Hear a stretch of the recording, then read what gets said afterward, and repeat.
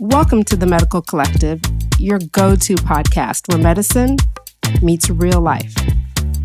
I'm Dr. Keisha Davis, a pathologist, personal trainer, and your host. I will be joined by a vibrant team of doctors who are not just healthcare professionals, but artists, fitness enthusiasts, and advocates for change. Each episode, we dive deep into the world of medicine, from untold stories of the healthcare industry to the latest in medical advancements. We're here to bring your insights, answer your burning questions, and explore the art and science of healing. So let's get started and step into the world of the Medical Collective. Welcome to another episode of the Medical Collective, and probably going to be one of the best episodes we've had because I've got all of my favorite co-hosts here, and we have a special guest. I think now more than ever in America, our public health infrastructure is unraveling. And I think it's unraveling faster than most people can really understand. Right now, as we speak, we have the vaccine panel that has been appointed by RFK Jr.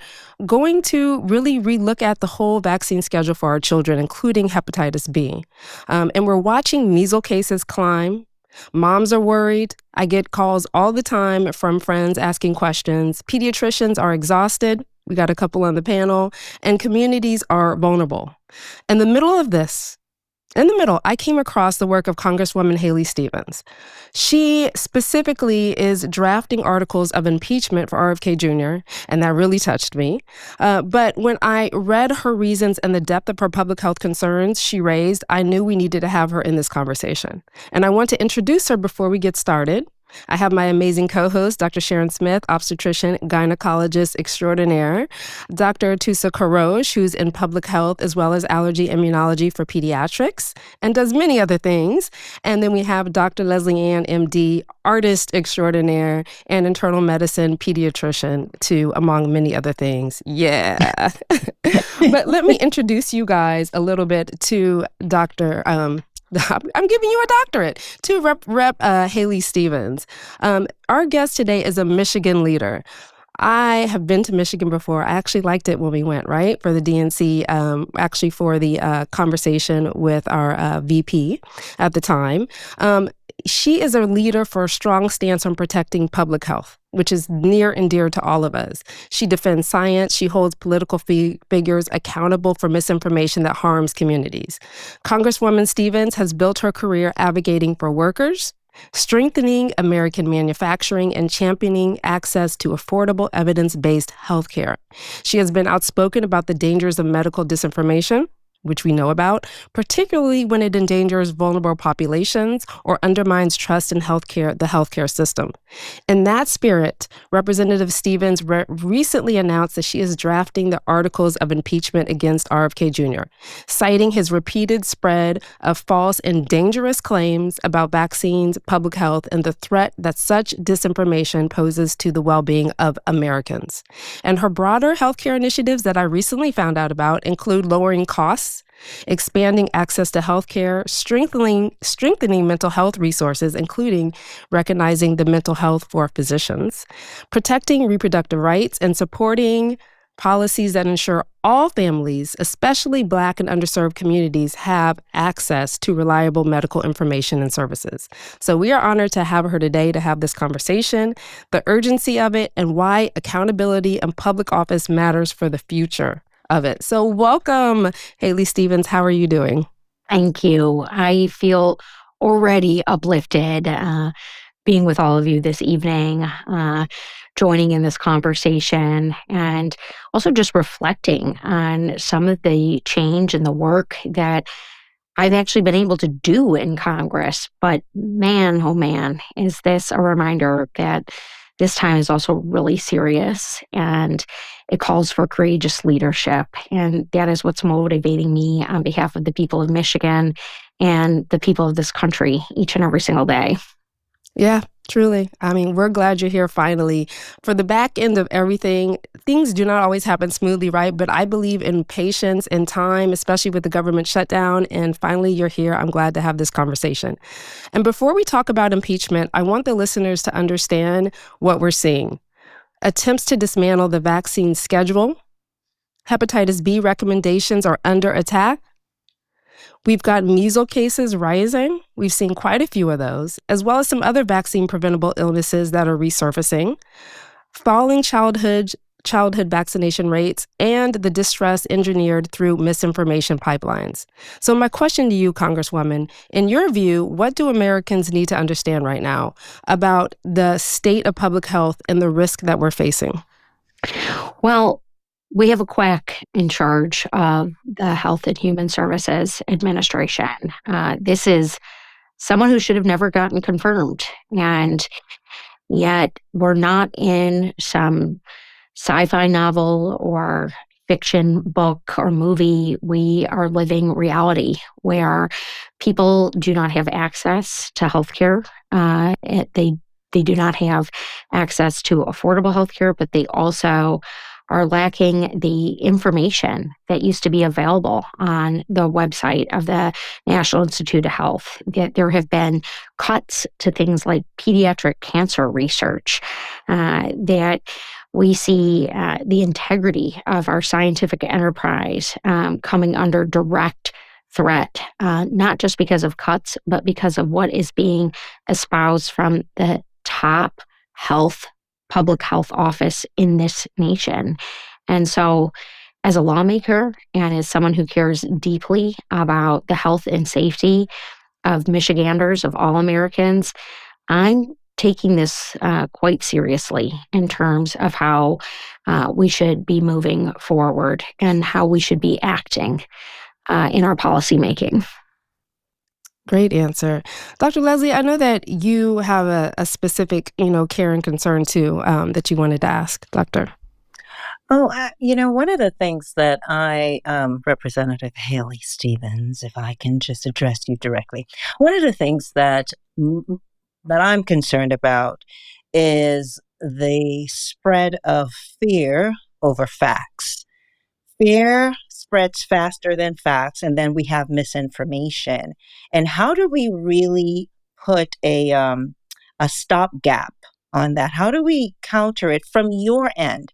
How do you help us counter it? Because we're doing the work every day. We're talking to patients. We're talking to the TikTok audience or the podcast audience.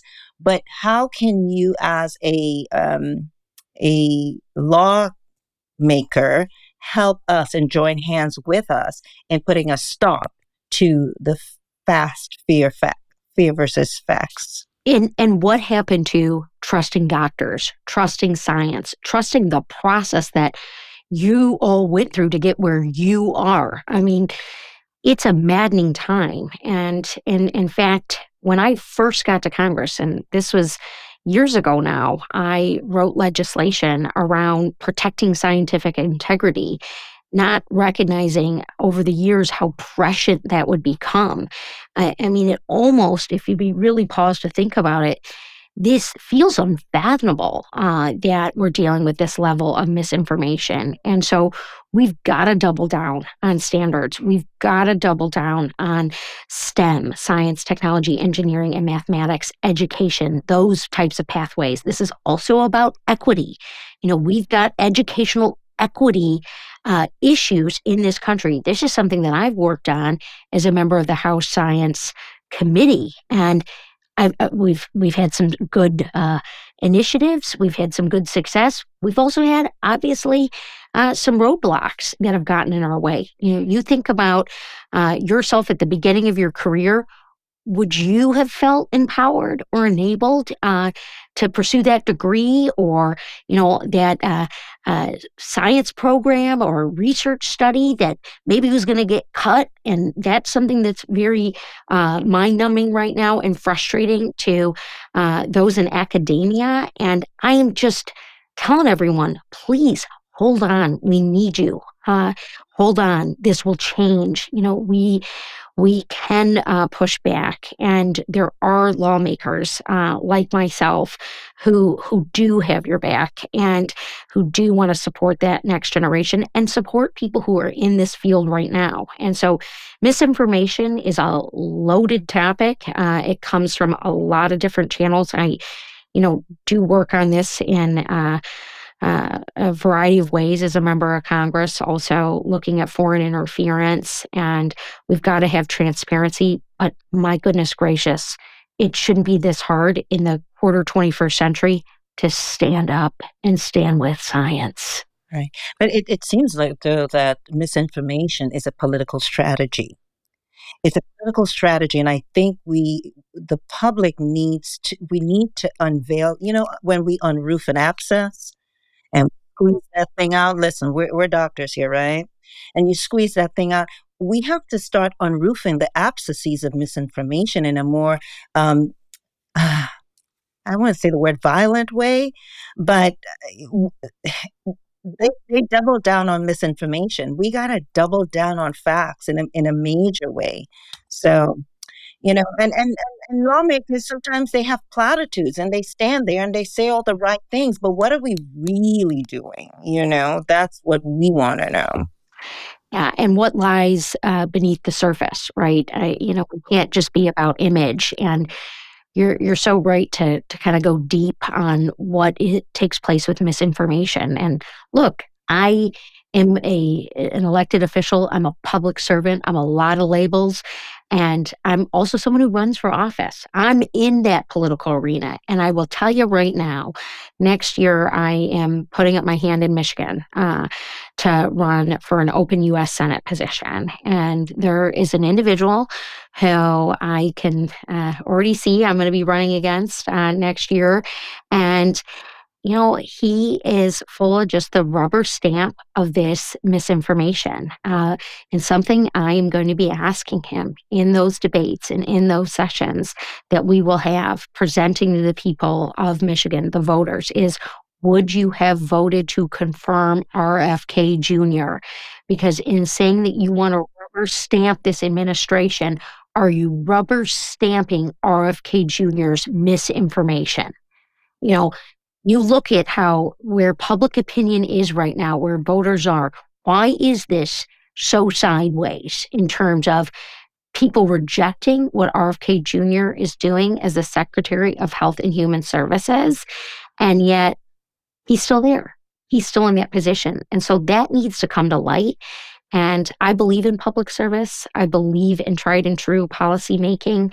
More to say on that front, certainly. But I'm giving you a virtual bear hug right now because I so appreciate you and what you do and what you're saying right now. Thank you. Now, Thank I you. want to get into the articles because at the end of the day, the elephant in the room is RFK Jr., the most dangerous person right now, to be honest, in the White House, I believe. And you decided and you preempted to draft articles of impeachment. And a lot of people did not even know they could be used in this way. So I wanted to ask you what specifically preempted you or prompted you to draft these articles for him? And what was the line that you saw that was crossed? Well, there's obviously been so many. I mean, let's start with the pediatric cancer research scientists who I spoke with at one of the leading universities in Michigan, actually at the University of Michigan.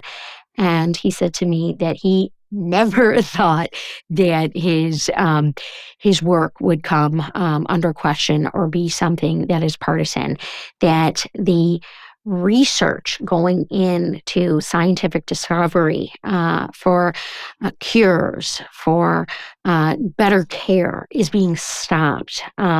Conspiracy theories being spouted about Tylenol, attacks on vulnerable communities and populations. And it's also just the lies that were told under oath during the Senate confirmation hearing. The reality that RFK Jr. should have never been confirmed. And these are all, frankly, impeachable offenses. I know that sometimes that word feels very political.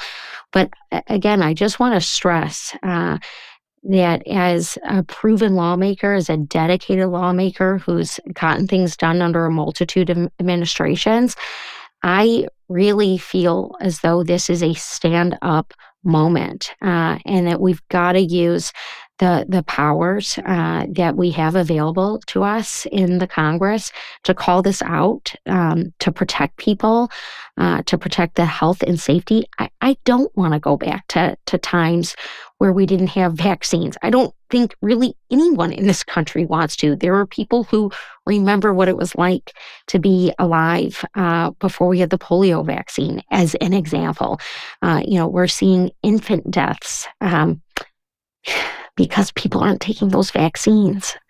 Mm-hmm. It's heartbreaking. Dr. Sharon. Yes. So my question is what is the objective of impeachment? What does it solve? And if it does succeed, what happens next? Well, I've called on RFK Jr. first and foremost to resign. That is where I started with this. And to go back to the first question, what led to me pursuing this process around calling for impeachment and drafting these articles of impeachment is because I saw RFK Jr. not go anywhere and continue to espouse conspiracy theories, lies, and endanger people's health. He's got to go from that role. This is not acceptable. We talk about scientific integrity. Well, how do we have someone in charge of Health and Human Services who doesn't uphold scientific integrity? I know I'm onto the right thing because people are reaching out to me saying they agree with this. People who you wouldn't even expect, stakeholders back home in Michigan. This is speaking to people. And so I'm effective at what I do. I want to see this achieved. I want to hold the feet to the fire, so to speak, in a proverbial way. And I want to see this achieved. And maybe the Senate takes another vote. This has got to go back over there. I'm going to be doing what I always do as a policymaker, as a lawmaker, talking to my colleagues about this and making this practical for people in this country, people in Michigan at this moment. Great answer. Dr. Atoosa, I know you have some insight. You are on the front line. And for those that don't know, not only does she do allergy, immunology, pediatrics, but she also is dealing with a population of the natural patients that don't want to use conventional medicine. So the holistic health fans, yes. Right? So I've worked in integrative medicine and holistic health for many, many years, as well as being a pediatrician and an immunology expert. And frankly, I see families confused about who to trust. They seem to be equating the misinformation that comes from this administration, specifically RFK, and the people that he has now control over. They seem to be equating it with scientific fact. And how deeply have RFK's claims impacted the public health policy of the United States? And can Congress really understand the scale of harm and be willing to stand as a bastion of protection to prevent the rest of our public health infrastructure from unraveling? I think a theme that we're tapping into right now is that, of course, we live in a knowledge-driven economy. We have that accessibility at our fingertips to research. Sometimes, and I say this to the group of doctors I'm privileged to be interviewing with tonight, that, people want to self-diagnose. And yet we've got to go back to the original scientific integrity and process and discovery and diagnosis. And look, I know that there's specialty doctors. You're certainly someone who symbolizes that, but you went through a medical training. And so the wake-up moment for us in Congress right now are the health indicators. I want to see lifespan grow in this country. I don't want to see it roll back.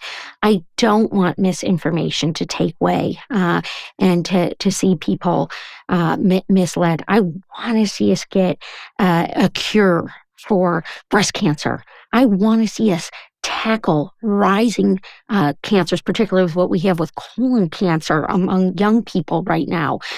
I want us to lead the world in the new discoveries. We are an innovation nation.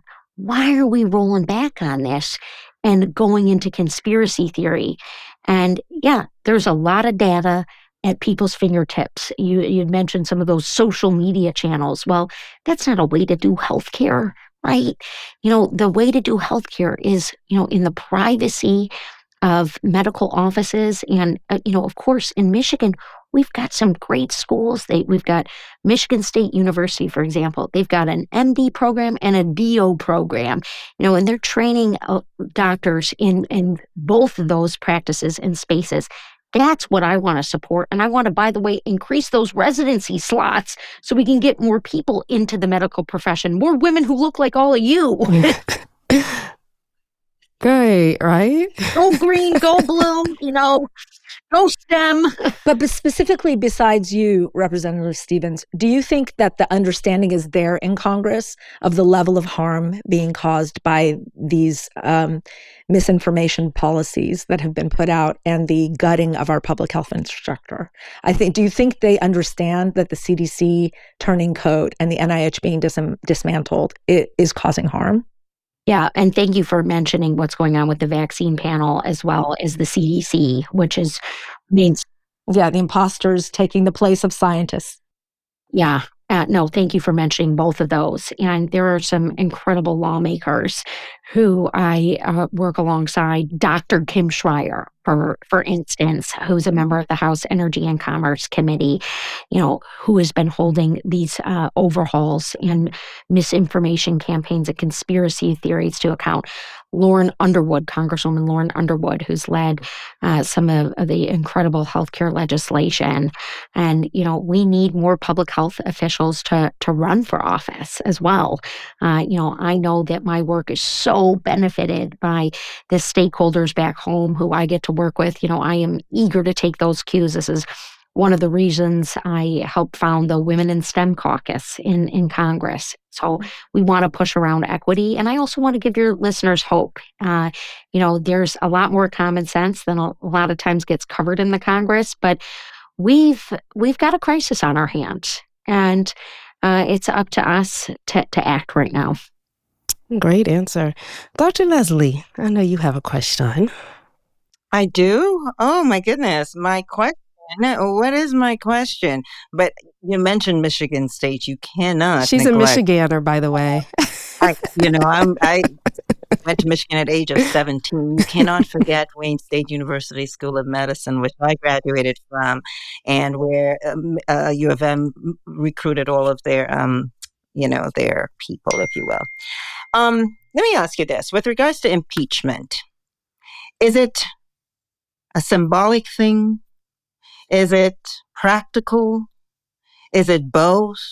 Because we hear all the time, this president was impeached, this person was impeached. And I never really, well, if they're impeached, fire them and get somebody else.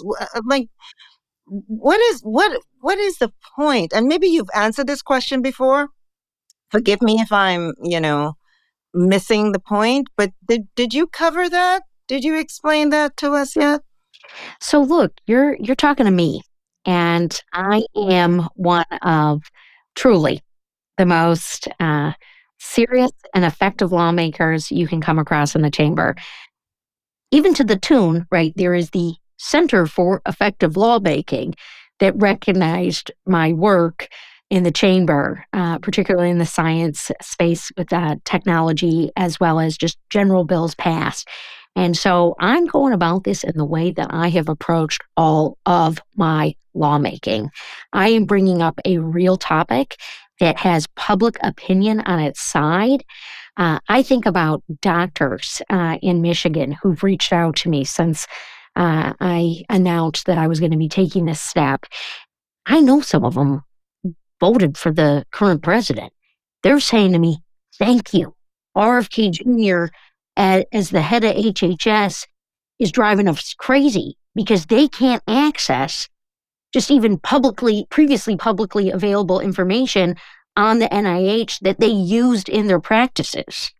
So I again go back to, I do things to accomplish things. That is what I've always done for Michigan. And that is where I'm acting right now. And plus, I think I'm getting all you with me, too, on this. So we're going to do something after this. But yeah. Absolutely. Absolutely. Yeah. We are.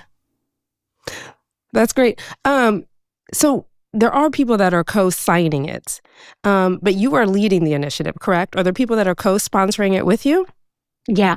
So there's certainly a lot of energy alongside this. And the conversations right now are around, what this moment means. But I will tell you, the best sponsors I have, I say sponsors in, the fun way, are the people from Michigan, the people who I serve and who I represent.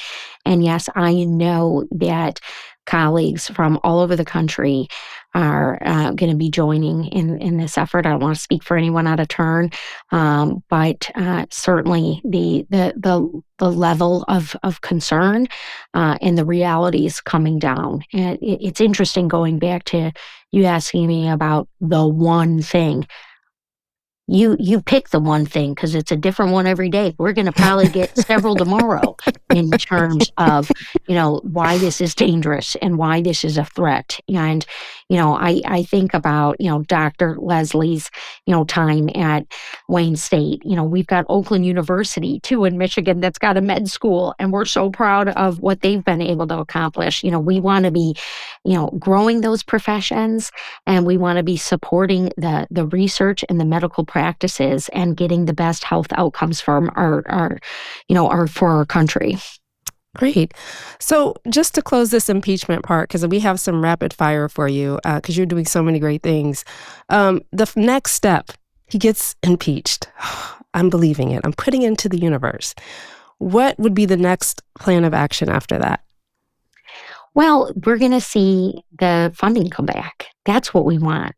We want to see these studies come back. We want to see the information come online. We want to see the conspiracy theories go away. We want to see, proven scientific researchers at the table, educating and informing the American public. We want to see the true scientific panels restored with real researchers. So there's a lot to be optimistic and hopeful about when this turn occurs, when we're able to turn the page on RFK as the Secretary of HHS. And this is why I'm taking bold action in this moment. So we'll see it get done. I truly do believe it. I think for every step we take back, right? I think we're taking steps forward. We're also realizing how powerful we are because we have the knowledge, the expertise. We have the scientists. And we're seeing we see the West Coast Alliance, the East Coast Alliance. We're seeing the Governor's Public Health Alliance form. So the infrastructure is there. Maybe it was time for us to reinvent it, but it's there. So thank you for mentioning that. Next part is just some rapid fire for you. And as we have so many different specialists, I want them to be able to ask some of those questions. I'll start with Dr. Leslie Ann. Here I am again, ladies and gentlemen. Welcome. Okay, so you've worked on PFAS, Alzheimer's, chronic disease legislation. What ties these efforts together? Well, it's about scientific discovery. I want to see us get the cures for Alzheimer's, the best preventative medicine. Oh my goodness, the stakeholders who I have been able to work alongside, some constituents who are great advocates around the research funding. Same thing with PFAS and other chronic diseases. PFAS is not a chronic disease. For those of you listening, by the way, it is a poisonous chemical that is in our water. We want to make sure that we have the processes to clear PFAS out, to clean it up, to have awareness. And those things are all interrelated around investing and supporting and standing up for science. Uh-huh. And may I just say that, I've once heard it said that one stone thrown into the pond causes a ripple effect. And we thank you for that ripple. Thank you, Dr. Leslie. I love how she always puts the analogies in there, the ripple effect. Great. Off to you, Dr. Sharon. Hi. I saw that you sponsored the Momnibus. You co-sponsored the Momnibus initiative, and you also led the thyroid disease legislation. which I really thank you for that, because as an OBGYN, that's actually near and dear to my heart. So as a lawmaker, what is the most urgent maternal health fix that Congress can realistically pass at this time? I want to see us do more. We've passed legislation around workplace protections for mothers who are pumping. Those elements of the Momnibus that, again, has been led by my amazing colleague and friend, Congresswoman Lauren Underwood, that have gotten passed. But we still have a maternal mortality crisis in this country, particularly a Black maternal mortality crisis. I am deeply concerned that we're not even seeing that being talked about at the NIH right now. The reason why I led on the thyroid legislation and I'm a part of all these bills is because we see an undercut to women's health funding and research. And the previous administration was certainly working on that and leading and pushing for more funds. And now we see this getting buried right now, buried into conspiracy theories and removed from public information. This is also why I literally wrote a bill called Stop RFK's BS Act. I like that. BS can stand for bad science. And this is just simply to restore that funding that we want to see come back. But I will tell you, I remain optimistic that, as we continue to push these conversations forward, we can achieve our goal. I gotta love Midwesterners, man. I love it. The accent's real. What can I tell you? All right, we're going to close it with just two more questions, one from Dr. Atoosa, and then I have a very hard question. Dr. Atoosa, off to you. Representative Stevens, you have been involved in improving breast cancer screening access, and as well as colorectal cancer detection and both coverage for that and expansion of that, which we definitely appreciate. But where has Congress fallen short in prevention, and where would you, with the funding restored, put some of that resource and allocation and attention as far as prevention is concerned? It's very sobering around the tests and the availability of the testing. I think for many listening and for those of you here tonight, look, there's nothing worse than having to get a second mammogram and hearing from your insurance company that it's not going to be covered. And in just a tough and scary moment, these are rising cancers. Colorectal is in the same boat. And of course, we want to take the recommendations from the doctors and the professionals, the medical professionals who are going to say, hey, we've had to lower the age now for colorectal screening. But the research community is asking, why is it rising among young people? So why are we also cutting the funds? That's why I kept reading this headline and I said, we got to act. We've got to do something right now to address this. And we have to get that bill done around full coverage on breast cancer screening. These are, incredible women who come to the Capitol at least once a year. We join forces with them. I'm so inspired. Again, constituents, Michiganders who I know who've had this journey, I am talking about this and I want to see change. And you were firing me up right now, Doc. I love it. Now, listen, we have, for those that don't know, and you may not, Dr. Leslie Ann is also an artist. Dr. Atoosa does breath work, yoga, and Dr. Desserts. Dr. Sharon also does aesthetic practices and working on obesity medicine, and I actually do personal training and dancing. What are you doing for you after all this busy time? I want to do all those things you just mentioned, by the way. What are we going to get a virtual yoga going here? Absolutely. We have a saying in our family, health is wealth. And I really join in that. I think some of the best decisions I have made in my life have been around investing in, my physical health, my personal health. You talked about, exercise. I'm my own personal trainer, right? But I know I have been lifting those weights since I was in the other decades of my life, those earlier decades in my life. And, maybe I don't run that mile as fast as I used to, but I'm still getting that cardio in as well. But, you can really combine that physical exercise with time outside and time in nature. And, if I can do it, these ladies are doing it. Anyone listening can do it. So let's, join in with that. But I'm a big believer in keeping those endorphins up, staying connected, unplugging even, if we're all living in these news cycles, but it's still important to unplug, take a breath of fresh air, look up at the sky, say hi to a tree. No, but, beautiful nature. That's my parents were landscapers. Okay. So they, like that's actually Well, a thing. listen, I'll hold you to it because I will come down to the Hill and I will hold a session with opposing sides, just art, where you now have to do art together and you have to talk about the piece together. Now that will bring consensus, and then you'll see how much more alike we are than not. Yeah. No, I like that. And you're right. Art is the Dr. Alma Adams, who is a member of Congress, alongside Lauren Underwood, started the Black Maternal Mortality Caucus to shine a light on this. Alma is an artist, and she is a darn good one. And my mother is also an artist, Leslie. So when you come by, you got an open invite. It's the people's house. You come on into my office. I got some of Mom's artwork displayed. You're all invited. Baby, I'm coming with my towels and my ink, baby.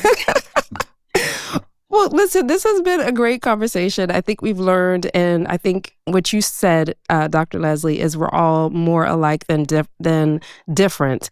And public health is not political.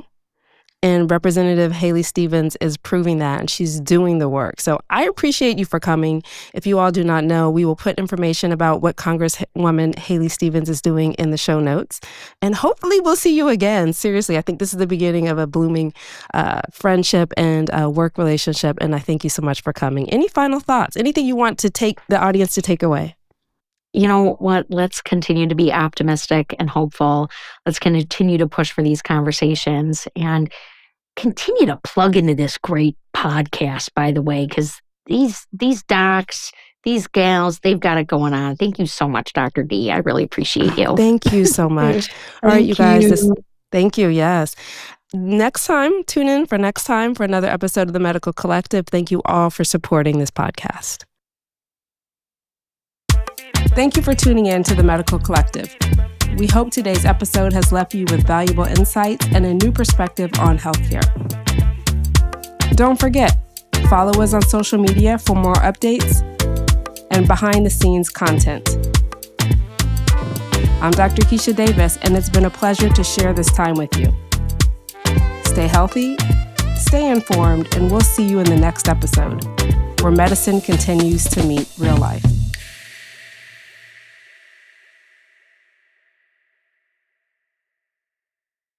Please note that the content provided in the Medical Collective podcast, including text, graphics, images, and other material, is for informational purposes only.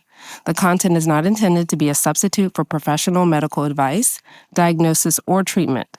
Always seek the advice of your physician or other qualified health provider with any questions you may have regarding a medical condition. The views and opinions expressed on this podcast are solely those of the individual authors and guests and do not represent those of the Medical Collective, its staff, and any affiliated entities. The appearance of content on the podcast does not imply an endorsement. Neither the host, Dr. Keisha Davis, the co-host, or any guest of the podcast bear responsibility for the accuracy of the content provided or the use of information received through the podcast. Reliance on any information provided by the Medical Collective podcast, its employees, writers, or guests is solely at your own risk.